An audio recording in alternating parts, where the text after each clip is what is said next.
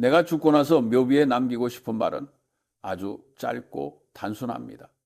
그는 자신이 무엇을 모르는지 정확히 알고 있었다. 이게 전부입니다.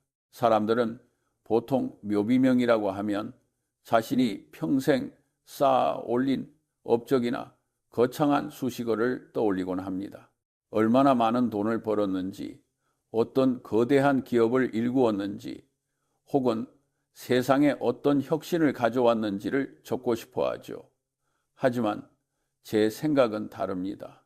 인생을 살면서 가장 얻기 힘들고 또 가장 가치 있는 능력은 바로 내가 어디까지 알고 어디서부터는 모르는지를 명확하게 구분하는 일입니다.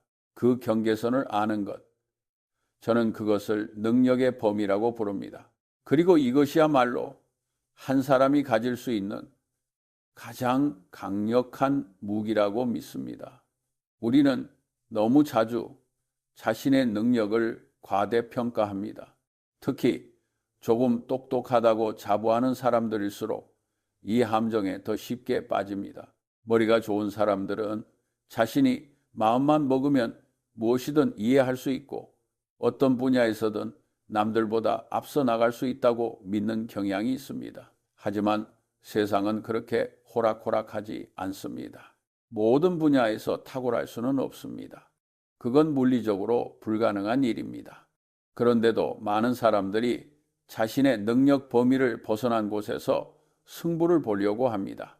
자신이 잘 알지도 못하는 게임에 뛰어들고 이해하지 못하는 기업에 투자하고 들어본 적도 없는 기술이 미래를 바꿀 거라며 확신을 갖습니다.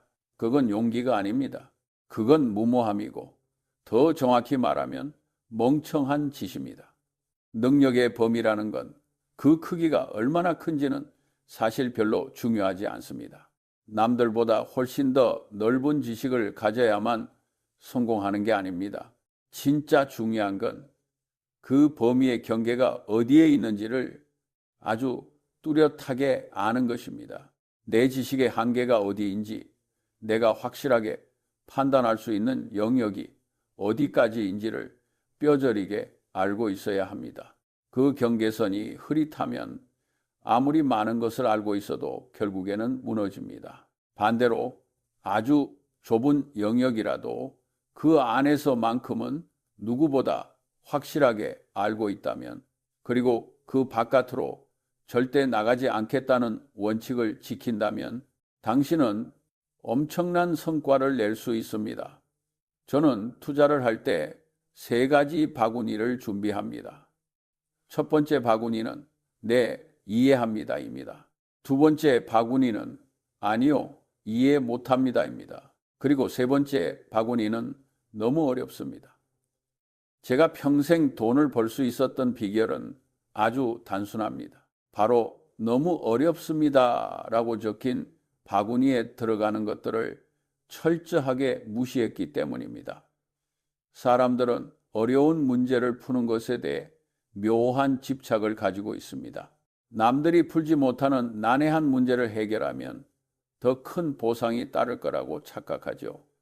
올림픽 다이빙 종목에서는 어려운 기술을 성공시키면 가산점을 줍니다. 하지만 투자와 인생은 다이빙이 아닙니다. 아주 쉽고 명확한 기회를 잡아서 수익을 내든 아무도 이해 못하는 복잡한 파생 상품을 분석해서 수익을 내든 통장에 찍히는 돈은 똑같습니다. 그렇다면 왜 굳이 머리를 싸매고 불확실한 도박을 해야 합니까? 그냥 내가 확실히 아는 내 발밑에 떨어진 쉬운 기회를 주우면 되는 겁니다. 한국에 계신 여러분도 주변을 한번 둘러보십시오. 서점에 가면 온갖 새로운 기술과 트렌드에 대한 책들이 쏟아져 나옵니다. 배터리가 세상을 바꾼다거나 인공지능이 모든 일자리를 없앨 거라거나 혹은 새로운 코인이 화폐를 대체할 거라는 이야기들이 넘쳐납니다. 물론 그중 일부는 사실일 수도 있습니다. 하지만 냉정하게 스스로에게 물어봐야 합니다. 나는 정말로 그 산업의 본질을 이해하고 있는가? 이 기술이 앞으로 10년 뒤에 어떤 모습일지, 경쟁자는 누구인지, 수익 구조는 어떻게 변할지 확실하게 그림이 그려지는가? 만약 대답이 조금이라도 망설여진다면 그건 당신의 능력 범위 바깥에 있는 겁니다. 그렇다면 그건 그냥 모르는 겁니다. 모르는 것에 돈을 걸거나 인생을 거는 것은 투자가 아니라 투기입니다. 저는 제가 잘 모르는 분야에 대해서는 아주 당당하게 모릅니다라고 말합니다. 그건 부끄러운 일이 아닙니다. 오히려 자랑스러운 일이죠. 내가 모른다는 사실을 안다는 것만으로도 나는 이미 수많은 멍청한 실수를 피한 셈이니까요. 소크라테스가 말했듯 자신의 무지를 아는 것이야말로 진정한 지혜의 시작입니다. 그런데 사람들은 모른다고 말하는 것을 두려워합니다. 특히 사회적인 지위가 있거나 전문가라고 불리는 사람들은 더 그렇습니다. 무언가 물어봤을 때 즉답을 내놓지 못하면 무능해 보일까봐 걱정하죠. 그래서 그럴싸한 말로 포장된 헛소리를 늘어놓습니다. 차라리 입을 다물고 있으면 중간이라도 갈 텐데 굳이 아는 척을 해서 화를 자초합니다. 특히 금융시장에는 당신에게 무언가를 팔아넘기려는 사람들로 가득 차 있습니다. 증권사 직원들, 펀드 매니저들, 컨설턴트들은 당신이 가만히 있는 것을 싫어합니다. 왜냐하면 당신이 거래를 하지 않으면 그들은 수수료를 챙길 수 없으니까요. 그들에게는 지금은 아무것도 하지 말고 기다리세요 라고 말할 인센티브가 없습니다. 이 발사에게 머리를 잘라야 하냐고 물어보면 뭐라고 대답하겠습니까? 당연히 잘라야 한다고 하겠죠. 시장 전문가들도 마찬가지입니다. 그들은 끊임없이 새로운 상품을 가져와서 당신의 능력 범위 바깥으로 당신을 끌어내려고 합니다. 이게 요즘 트렌드다. 지금 안 사면 늦는다. 남들은 다 하고 있다며 유혹하죠. 그들의 말을 듣고 움직이는 순간 당신은 당신의 홈그라운드를 떠나 그들이 설계한 도박판으로 들어가는 겁니다. 그건 자살행위나 다름없습니다. 제가 좋아하는 이야기 중 하나가 막스 플랑크와 그의 운전사 이야기입니다. 노벨상을 받은 물리학자 막스 플랑크가 독일 전역을 돌며 강연을 할 때의 일입니다. 매일 똑같은 내용을 강연하다 보니 그를 태우고 다니던 운전사가 그 내용을 다 외워버렸습니다.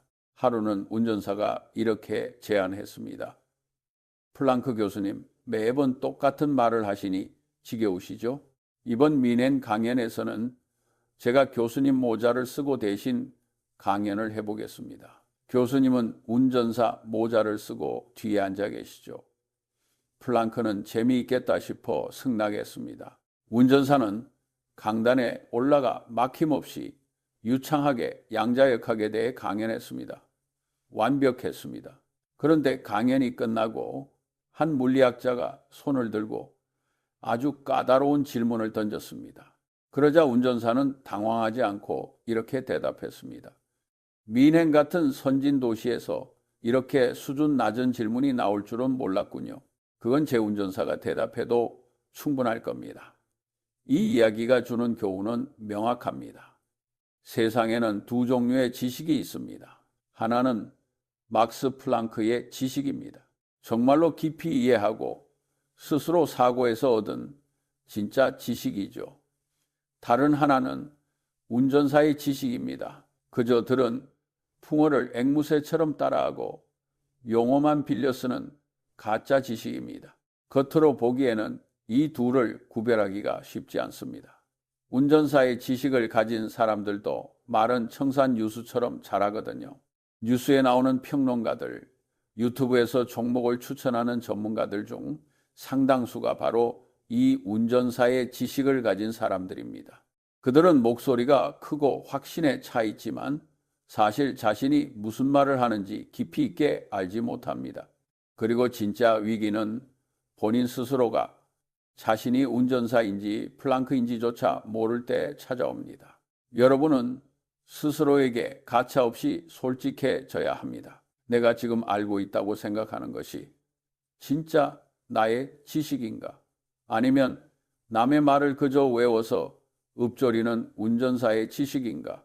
이 질문에 답할 수 있어야 비로소 능력의 범위를 그릴 수 있습니다. 능력의 범위를 지킨다는 건 단순히 손해를 보지 않는 차원의 문제가 아닙니다. 그것은 삶의 태도에 관한 문제입니다. 내가 모르는 영역을 인정하면 삶이 아주 단순하고 명쾌해집니다. 남들이 뭐라 하든 휘둘리지 않게 됩니다. 옆집 사람이 비트코인으로 큰 돈을 벌었다고 해도, 친구가 바이오 주식으로 대박이 났다고 해도 배가 아프지 않습니다. 왜냐하면 그건 내 영역 밖의 일이고 애초에 내 것이 아니었으니까요. 나와 상관없는 일에 감정을 낭비할 필요가 없어지는 겁니다. 여기서 가장 중요한 것은 질투심을 다스리는 일입니다. 투자와 인생에서 사람을 망치는 가장 큰 적은 탐욕이나 공포가 아닙니다. 바로 질투입니다. 나와 지적으로 비슷하거나 나보다 못하다고 생각했던 친구가 나보다 훨씬 빨리 부자가 되는 꼴을 지켜보는 것만큼 참기 힘든 고통은 없습니다. 바로 그 순간 많은 사람들이 이성을 잃습니다.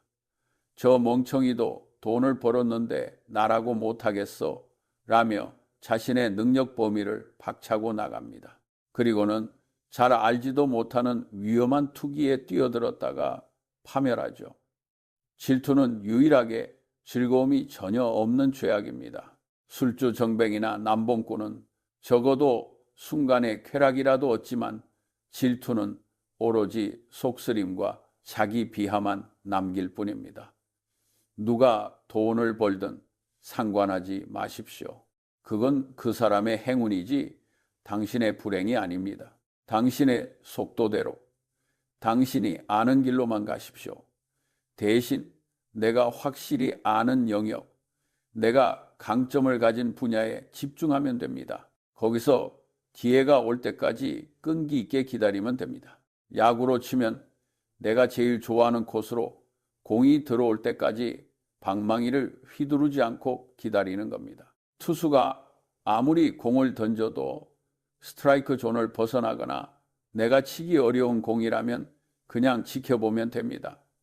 삼진을 당할까봐 조급해할 필요가 없습니다. 투자 시장에는 삼진이 없습니다.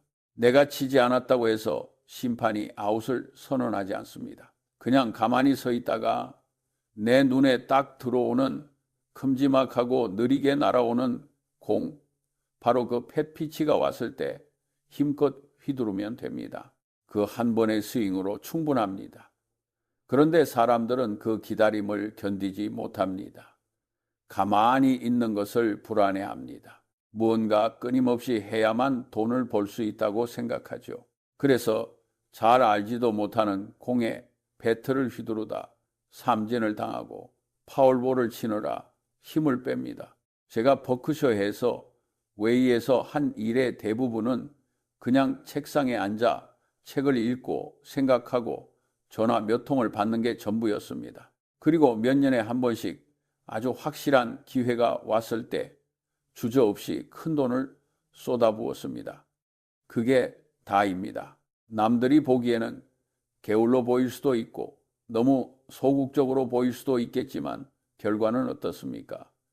우리는 실수를 최소화함으로써 승리했습니다. 이기려고 발버둥친 게 아니라 지지 않으려고 노력했을 뿐인데 결과적으로 크게 이긴 겁니다. 여러분, 한국 사회는 참 치열한 곳이라고 들었습니다. 남들보다 뒤처지면 안 된다는 압박감이 심하고 모든 것을 다 잘해야 한다는 강박이 있는 것 같습니다. 학교에서도 국어, 영어, 수학, 과학을 다 잘해야 좋은 학생이라고 칭찬받죠. 하지만 사회는 다릅니다. 인생은 전 과목 평균 점수로 순위를 매기는 시험이 아닙니다. 딱 하나만 제대로 알아도 그 하나가 남들이 따라올 수 없을 만큼 깊이가 있다면 그것으로 충분히 훌륭한 삶을 살 수 있습니다. 제 친구 워런 버핏을 보십시오. 그는 투자와 기업 분석 외에는 할 줄 아는 게 거의 없습니다. 와인을 감별할 줄도 모르고 예술품을 보는 안목도 없고 춤을 잘 추지도 못합니다. 하지만 그는 자신이 투자 외에는 젬병이라는 사실을 너무나 잘 알고 있습니다. 그래서 다른 분야에는 기웃거리지도 않습니다. 오로지 자신의 능력 범위 안에서만 머물며 평생을 보냈습니다. 그 집중이 그를 세계 최고의 부자로 만들었습니다. 만약 워런이 유행을 따라 미술품 경매에 뛰어들거나 잘 알지도 못하는 최첨단 기술 기업을 경영하려고 했다면 지금의 버크셔에서 외인은 없었을 겁니다. 능력의 범위를 벗어나지 않으려면 끊임없이 공부해야 합니다. 역설적이죠. 모르는 것을 건드리지 말라고 해놓고 공부를 하라니요. 하지만 내가 어디까지 아는지 확인하려면, 그리고 그 범위를 조금씩이라도 넓혀가려면 지독하게 파고드는 수밖에 없습니다. 대충 훑어보고 안다고 착각하는 게 아니라 바닥까지 긁어서 확인해 봐야 합니다. 어떤 기업에 대해 안다고 말하려면 그 기업의 재무제표를 읽는 수준을 넘어서야 합니다. 경쟁사가 죽었다 깨어나도 따라할 수 없는 그 기업만의 해자가 무엇인지, 경영진이 주주를 대하는 태도가 어떤지, 산업의 사이클이 최악으로 치달았을 때도 살아남을 수 있는지, 이 모든 질문에 막힘없이 대답할 수 있어야 합니다. 만약 하나라도 글쎄요 라는 답이 나온다면 아직은 그 기업을 아는 게 아닙니다. 이 과정에서 중요한 도구가 바로 정신적 격자 모형입니다. 세상의 중요한 지혜들은 여러 학문에 흩어져 있습니다. 물리학의 임계 질량, 생물학의 진화론, 심리학의 오판 경향, 수학의 복리 개념 같은 것들 말입니다. 이런 핵심 아이디어들을 머릿속에 잘 정리해두고 어떤 문제를 만났을 때 이 도구들을 꺼내서 다각도로 비춰봐야 합니다. 하나의 도구만 가진 사람은 모든 문제를 못질하듯이 해결하려고 합니다. 망치를 든 사람에게는 세상 모든 문제가 못으로 보이는 법이니까요. 하지만 경제학자가 경제학으로만 세상을 보려고 하면 틀립니다. 심리학자가 심리학으로만 투자를 하려고 해도 망합니다. 여러 학문의 기초 원리들을 연결해서 세상을 입체적으로 볼 줄 알아야 비로소 내가 아는 것과 모르는 것을 정확히 가려낼 수 있는 통찰력이 생깁니다. 그리고 또 하나 중요한 것은 뒤집어서 생각하는 습관입니다. 저는 항상 어떻게 하면 성공할까를 묻기 전에 어떻게 하면 실패할까를 먼저 생각합니다. 어떻게 하면 행복해질까를 고민하기보다 어떻게 하면 불행해질까를 따져봅니다. 불행해지는 방법은 쉽습니다. 믿을 수 없는 사람과 동업하고 잘 모르는 곳에 전 재산을 투자하고 술과 마약에 빠지고 끊임없이 남과 비교하며 질투하면 됩니다. 그러면 확실하게 불행해집니다. 인생에서 이 확실한 실패의 요인들을 하나씩 제거해 나가면 남는 것은 성공과 행복뿐입니다. 능력의 범위도 마찬가지입니다. 내가 어디서 실수할 수 있는지, 나의 약점이 무엇인지, 내가 감정에 휘둘리기 쉬운 상황이 언제인지를 먼저 파악하고 그것들을 피해가면 됩니다. 신뢰 또한 능력의 범위 안에서 중요한 자산입니다. 아무리 똑똑해도 남들이 믿을 수 없는 사람이라면 그는 아무것도 아닌 겁니다. 약속을 지키고 자신이 한 말에 책임을 지며 모르는 것을 모른다고 솔직하게 말하는 태도가 쌓이면 평판이 됩니다. 이 평판은 당신의 능력 범위를 지켜주는 울타리가 됩니다. 사람들이 당신을 신뢰하면 당신이 잘 모르는 분야에 대해 엉뚱한 제안을 하거나 유혹하지 않습니다. 대신 당신이 잘하는 분야의 일을 믿고 맡깁니다.